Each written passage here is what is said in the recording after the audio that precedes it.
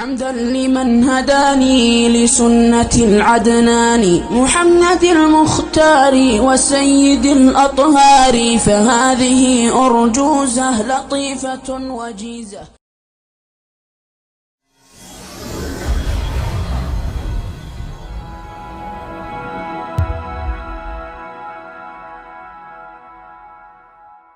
Tipos de almas humanas. A definição da alma humana nos leva a explorar os tipos desta alma, o que não significa que a alma seja indivisível e tenha facetas em si mesma, mas significa mais precisamente que ela passa por estados e carrega características que devem ser reconhecidas.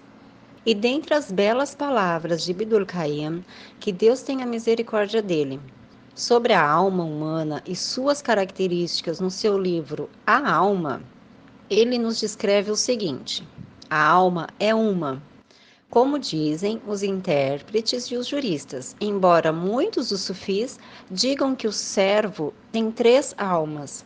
E a verdade é que não há controvérsia entre os dois grupos, pois ela é uma em si mesma e 3 em relação às suas características. O Todo-Poderoso disse: ó alma satisfeita, no capítulo 89, versículo 27. E o Todo-Poderoso disse: e eu juro pela alma repreensível, capítulo 75, versículo 2. E o Todo-Poderoso disse: certamente a alma instiga o mal, capítulo 12, versículo 53. Então, a alma é uma, mas tem múltiplas características, sendo chamada de acordo com cada característica como segue. E assim disse o mestre Ibn Taymiyyah, que Deus tenha misericórdia dele. Estas são características e estados de uma única entidade, a alma que cada pessoa possui.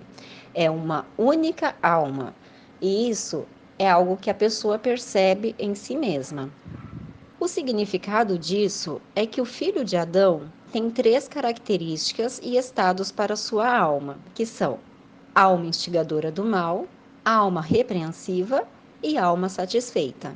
E entre as pessoas, algumas são dominadas por uma das 3 condições e outras são dominadas por outra. A conclusão aceita sobre os tipos de almas humanas é que elas são uma em si mesmas, mas 3 em relação às suas características. Assim, quando a alma é levada aos seus desejos, ela se inclina para eles. Então, ela é a alma instigadora do mal. Quando ela cede aos desejos, ela alcança a alma repreensiva. Mas, quando ela sente culpa por esse ato hediondo de cometer os desejos, o arrependimento ocorre. E isso é uma característica da alma satisfeita. E foi dito que a alma instigadora do mal é inerente a ela, e quando ela se purifica, ela se torna satisfeita. E a alma humana pode ascender aos mais altos níveis de elevação, ou descer aos mais baixos níveis de decadência. Ela se fortalece e se enfraquece, lidera e segue. Uma característica supera as outras características, então ela sobe ou desce, e esta é uma verdade que se repete com a alma humana. E assim como a fé aumenta e diminui, a alma humana é afetada pelos fatores de educação, pelas circunstâncias ambientais, resultando em retidão ou corrupção. E o Alcorão reuniu as diferentes características da alma, entre elas a instigadora, a repreensiva, a satisfeita, a purificada, a controladora, ou seja, que domina o indivíduo e o leva a repetir padrões comportamentais obsessivos.